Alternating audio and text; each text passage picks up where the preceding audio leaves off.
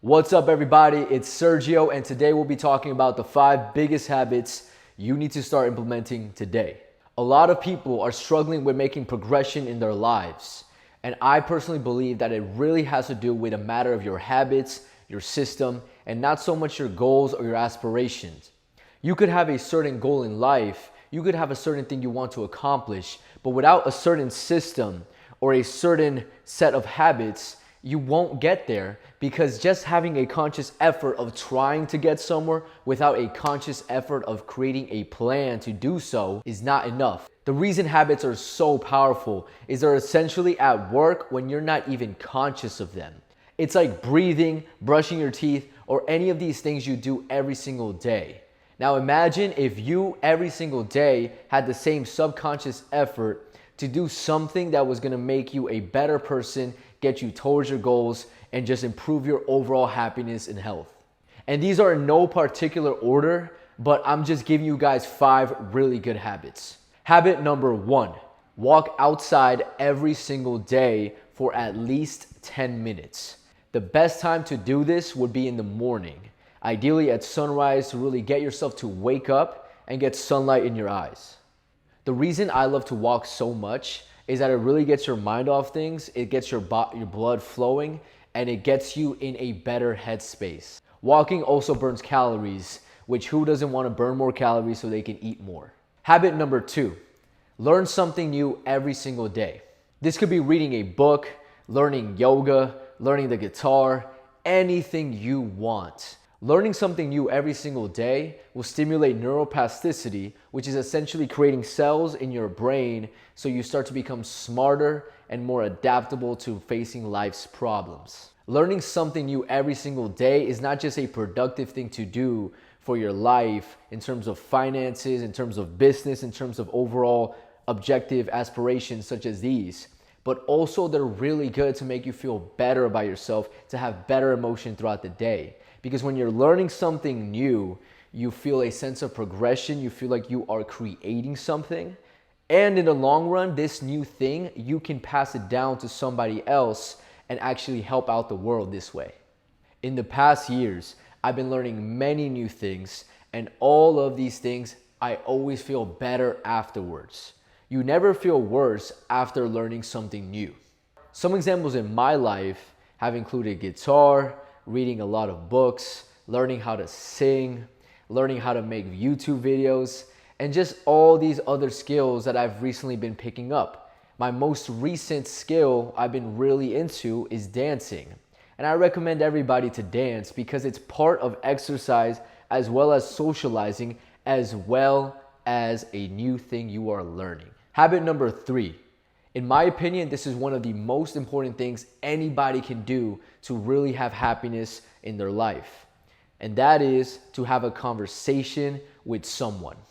It doesn't have to be a stranger. It could be someone you really care about, whether that's your mom, a really close friend, or just a friend that isn't even that close, but you guys vibe really well on a certain topic. Having deep, meaningful conversations with someone you care about is very beneficial for you as a human to feel like a human. And that goes without saying, but you're also making the other person feel more connected to society as well. It's a very unselfish thing to do, to call somebody you care about and just tell them how your day has been. Bonus points if you have conversations with strangers every single day. This will help you so much in life, and honestly, it's not stressed enough in the school systems today. I believe being able to interact with people in a confident and charismatic way not only changes your life, but changes their life as well. I remember back in high school, I was in an internship that my brother essentially put me in. And I would walk around this internship as a 17-year-old, and I would meet all these older dudes. They were like 24, 25, 26. And essentially, I remember I would be at the coffee area, and I would walk in, and I would try to socialize because my brother told me I should. My brother told me, hey, you should talk to the people here. You should try to make friends. And I knew I should, but personally, I felt a little bit anxious in these moments, and I also didn't know what to say. Now, if you guys want a tip as to how to make small talk, my first advice is it doesn't really matter what you say. You could just say anything as long as you have a good vibe. And a good vibe essentially means you're projecting positive energy, welcoming energy. And if you want a very simple trick as to how to invite somebody to talk to you, you just have to smile and have good eye contact. So if I was in the office space and I went in there and all I said was, "Hey, good morning, Rich. How you doing today?" That's enough. You don't have to have any crazy sort of witty statement to make somebody feel invited to talk to you. Habit number 4 is to journal every day. Now, I've recently been doing this and I'm currently on a really long streak for this. And the reason I advise this is because this, out of all the habits, is what's gonna make you feel more conscious of your life and of your progression in life. My favorite structure when it comes to journaling is to write down the wins you've had for your day. Anything you are very proud of and just makes you feel good about yourself, as well as writing down the things you regret you did that day. And finally, you write down the things that you want to accomplish that day or the next day, depending on when you're writing the journal. The reason I like to write the wins is because it gives you a sense of confidence. It shows you you're improving. It keeps you conscious of the good behaviors you're having in your day. And the reason I like to write the regrets is because that's what's gonna make you more conscious of the things you need to start putting more focus and attention into. And the reason you write the goals, it's kind of self-explanatory, but essentially the goals, I like to write them right after the regrets because usually my goals have to do with the regrets. So essentially, if yesterday I used my phone too much, my goal that day will be to use my phone just a little bit less. And habit number 5 is to do some sort of meditation practice. Now, it doesn't have to be meditation. It could literally be playing an instrument. It could actually just be walking with no music.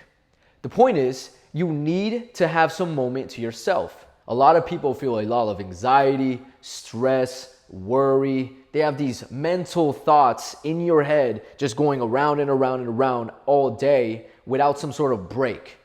The reason I love meditation and anything that can stimulate a meditation practice is because it gives you time to relax, it gives you time to reflect internally, and it gives you time to realize you are not your thoughts and your emotion, but you're simply the awareness behind the thoughts and the emotions. It's a very powerful idea that I want you to start thinking about. Remember, no matter what happens in this life, you can always close your eyes, breathe, and become okay with that very moment.